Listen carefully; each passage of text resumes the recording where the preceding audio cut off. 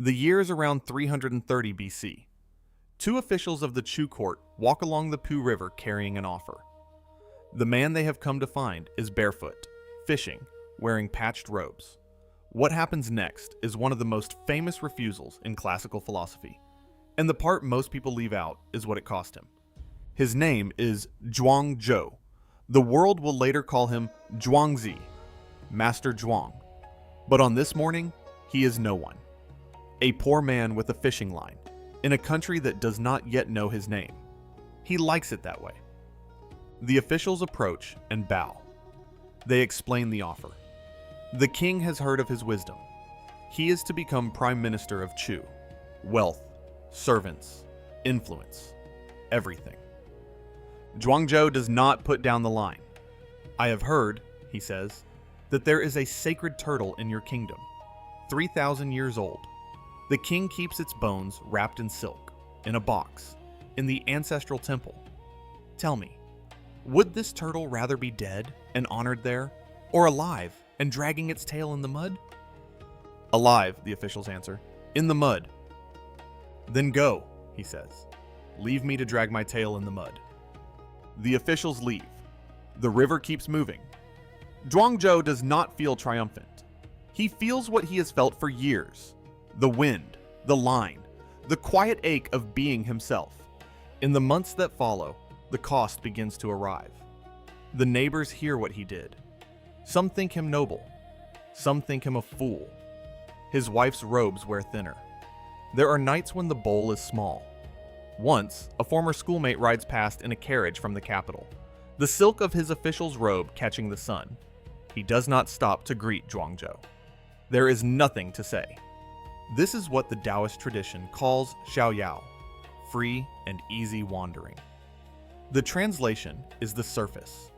The deeper meaning is harder. Xiaoyao is not the absence of work, or the rejection of effort, or some pleasant drift through life. It is a way of being where you no longer measure your worth by what the world measures. Position, possession, the silk on someone else's robe. Not because those things are bad, because they were not the question.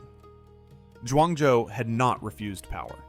He had refused the scale on which power is weighed. Years pass. Zhuangzi grows older. The river is still there. The line is still there. But on a certain morning, sitting by the water, the doubt arrives. Quiet, not loud. It does not announce itself. It comes as a small ache between his shoulder blades, the kind that is not pain, but is not nothing either. He thinks of the man in the carriage. He thinks of his own thinning robes. He thinks of a morning 3 winters ago, when his wife sat on the step longer than she needed to before going inside. She had said nothing. He had said nothing back. He thinks, was it enough? The free and easy wandering does not feel free or easy. It feels like a long, narrow road, and he cannot tell anymore whether it goes anywhere at all. Something moves in the reeds. A small fish jumps clear of the water and falls back. He watches the rings spread. The fish is not asking whether its life is enough. It is not measuring. It is simply itself, in the water, doing what fish do. He picks up the line. He casts it again. The doubt has not gone, but something has settled underneath it, quietly, like a stone finding the riverbed. Decades pass. Students travel from far places to find him. He turns most away. The ones he speaks to find him by the river.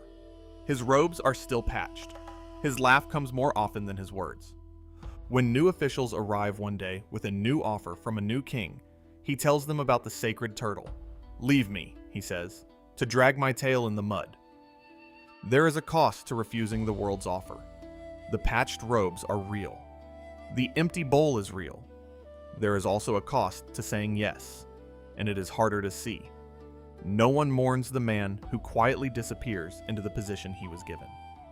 What's the offer you've been carrying? The one that would change everything if you said yes or no? Tell me in the comments.